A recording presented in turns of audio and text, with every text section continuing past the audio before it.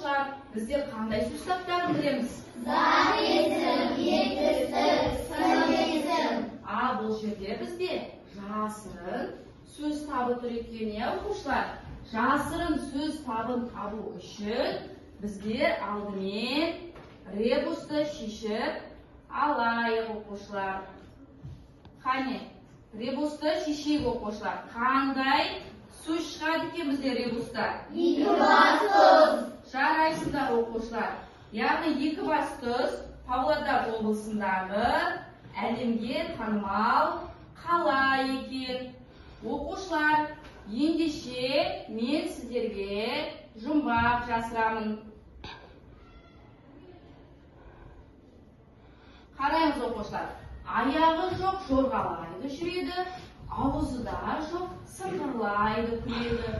Онсыз бірақ жер бетінде тірлік жоқ. Айтыңдаршы, осыны кім біледі? Су. Жарайсыңдар. Яғни бізге жұмбақтың шешімі су болды екен. Ендеше, оқушылар, кітабымызды ашамыз, 78-ші бетті. Бізде су мәтіні тұр екен. Оқушылар, тыңдалым әдісі арқылы су мәтінін тыңдаймыз. Оқушылар, мұқият тыңдаймыз. Қазір осы мәтін арқылы сіздерге сұрақ қойылады.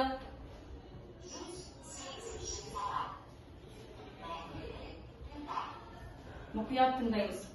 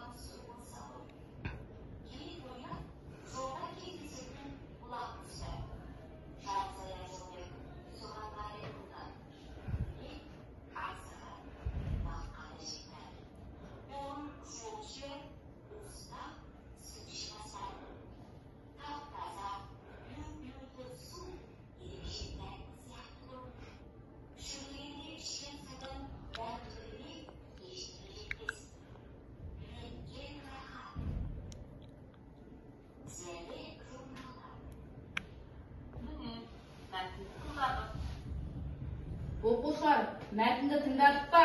Иә. Ендеше мәтін туралы сұрақ қойылса жауап бере аламыз ба біздер? Иә. Ал оқушылар, қараймыз. Асан қайда бармақшы болды? Жарайсыңдар. Ол неліктен шөлдеді? Оқушылар, орнымыздан тұрып бір оқушы жауап берсін, жарай ма? А то бәріміз жамырап жатыр. Ол неліктен шөлдеді? Ол үйінен қойдан жеп шыққасын. Жарайды. Ал келесі, жолда не кездесіп, қане кім жауап береді? Аяна сұрағы. Жолда бұлақ кездесті. Жарайсың. Оқушылар, бұлақтың суы қандай екен өзі? Оқушылар, жамырамаймыз. Қане, бірінші қайтадан мереймен тұрып айтағы, бұлақтың суы қандай? Дұрыс, жарайсыңдар. Келесі оқушылар.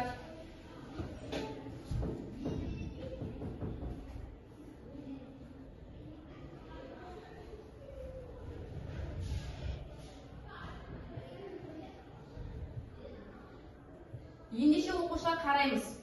Асан қатты шөлдегенде нені аңсады? Суды. Дұрыс айтасыңдар. Шіркін, бір ұрттам су болса ғой, дейді, я? Енді оқушылар мұқият қараймыз. Осы сөйлемдегі сан есім болып тұрған сөзді табамыз. Қай сөз бізде сан есім болып тұрған? Дұрыс айтасыңдар. Шіркін, бір ұрттам су болса ғой дегенде бізде сан есім бір екен. Жарайсыңдар. Оқушылар, олай болса бүгінгі біздің жаңа тақырыбымыз сан Қане дәптерімізді ашып, бүгінгі күнді жазамыз. Және сабақтың тақырыбы бізде сан есім екен. Жазып аламыз дәптерімізге оқушылар. Мұқият кәдесі жазамыз. Оқушылар.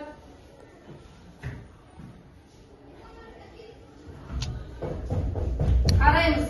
Яғни заттың санын, ретін, мөлшерін, яғни білдіретін сөздерді не деп айтамыз? Сан есім дейміз. Сан есімдердің сұрақтары қанша, нешінші деген сұрақтарға жауап береді. Яғни мысал келтіреміз. 5 алма. 5 алма дегенде қандай сұрақ қойылады? Сұрағы не? Дұрыс. Үшінші үй. Нешінші үй? 50 килограмм. Неше килограмм? 50 килограмм. Яғни оқушылар, сан есімнің сұрақтарын білеміз, мысалдарын білеміз. Мысал үшін, кім Ерасыл тұра қойшы орнынан? Сенің жасың нешеде? 9-да. Айтау, толық айтшы, менің жасым. Менің жасым 9-да. Дұрыс. Бұл жерде сан есім қайсы сонда? 9. Дұрыс айтасың. Келесі Ердәулет тұра қой. Сенің үйіңде неше адам болып тұрасыздар? Менің үйімде 7 отбасы. Бұл жерде сан есім қайсы? 7. Жарайсың, отыра қой. Яғни оқушылар сан есімнің ережесін бізде үйде мұқият жаттап алуымыз керек. Оқушылар бізде және сан есім құрамына қарай дара сан есім, күрделі сан есім, есептік, реттік деп бөлінеді екен. Бұларды біз тапсырмалар орындау арқылы үйренеміз, оқушылар.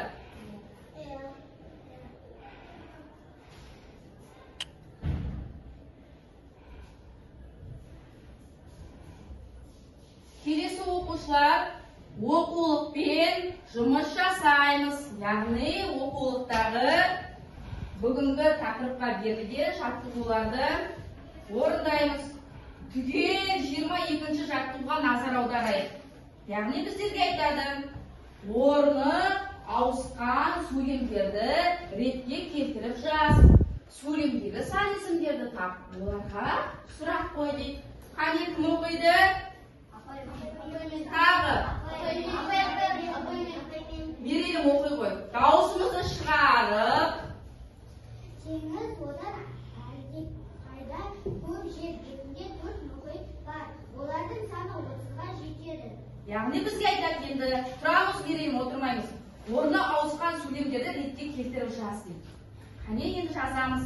Берелім тақтаға шыға қой. Ретке келтіріп жазамыз. Қалай ретке келеді бұл жерде? Бірінші Мерелім талқылап айтылайық. Ретке келтіріп жаз дейді ғой бізге. Бірінші қай сөйлем жазамыз? Жер бетінде 4 мұхит бар. Содан кейін. Содан теңіз одан әлдеқайда көп. Сосын. Олардың саны 30-ға жетеді. Жарайсың, яғни бізде орнына келтірілген ауысқан сөздерді жаза қой. Содан кейін оқушылар орнына келтірдік. Енді бізде бұл жерде сан есімді табамыз. Бірге қосылып жазасыздар оқушылар.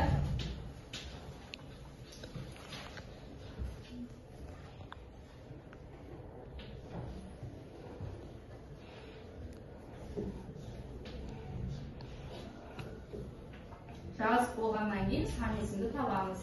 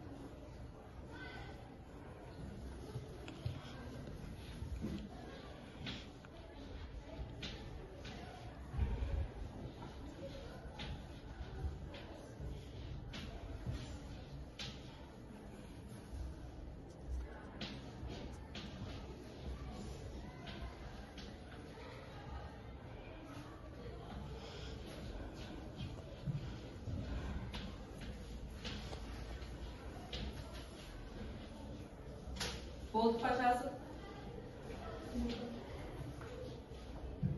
Олардың саны 30-ға жетеді.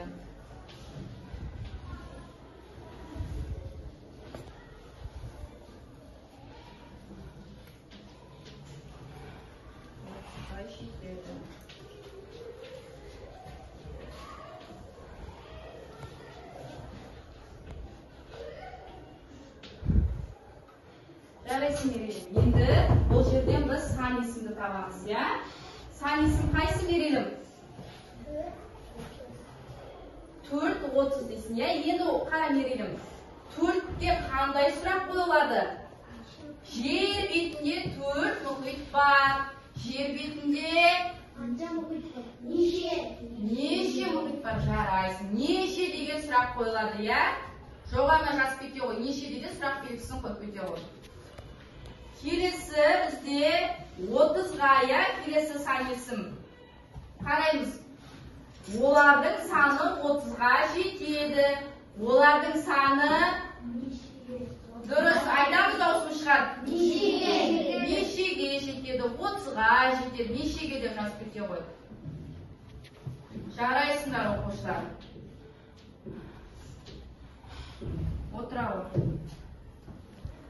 Болдық па оқушылар түгел? Болдыңдар ма? Бірінші қатар, үшінші қатар. Келесі олай болса, 23-ші жаттығуға назар аударамыз. Ойлан тап, ол қай сан дейді біздерге? Оңынан оқысаң, ол сан, терісінен оқысаң, ол сан. Жамырамаймыз, білгеніміз қолымызды көтеріп айтамыз. Отырамыз, мен Айзере деп айтқан жоқпын ғой. Алихан айта ғой. Тұрып айта ғой. Жоқ, Алихан.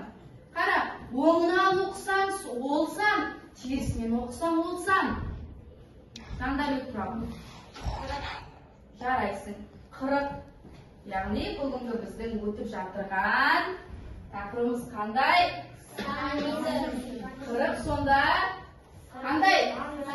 Сан есім екен. Жарайсың. Отыра ғой. Келесі 24-ші жаттығу қарайықшы оқушылар. Құрамында сан есімі бар сөздерді сөзбен жаз дейді. Қараймыз. 40 қосылған 2 қосылған лік дейді. Қалайсыңда оқушылар? Дұрыс. Бар жаза ғой. Үтір арқылы жазамыз, я? Құрамында сан есім бар сөздер сөзбен жаз деп тұр ғой біздерге. Мүнде жазауыш. Келесісін табамыз оқушылар. 7 кітаптар тұр оқушылар, қараймыз.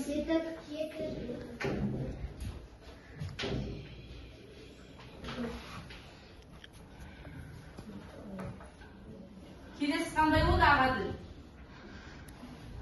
Дауысын шығарып айтамыз. Иә, жаза ғой. Келесі ағады сон жазып отырамыз. Келесі үшінші қатар қозғалайықшы. Үшінші сөзді қарашы, Ердәулет кім? Абылжан. Түбір. Дұрыс жаза ғой. Яғни кекілік дегенде бізде 2 деген сөз сан есім болды, я? 7. Бізде сан есім қайсы болды? Дұрыс айтасыңдар. Бізде Ердәулет түбір жазайын деп жатыр. Келесі сөйлемді қараймыз, Фатима. Түбірден кейін қандай болды? Жазайын ғой Фатимаға. Одан кейінгісі Димаш қараймыз. Қарай ғой қандай сөз? Дұрыс. Келесі желтоқсанды бізде Димаш жазады. Оқушылар сіздерге бүгінгі сабақ түсінікті болады ма? Сан есім түсініп жатсыздар ғой, я? Сан есім сұрақтар қандай болды бізде?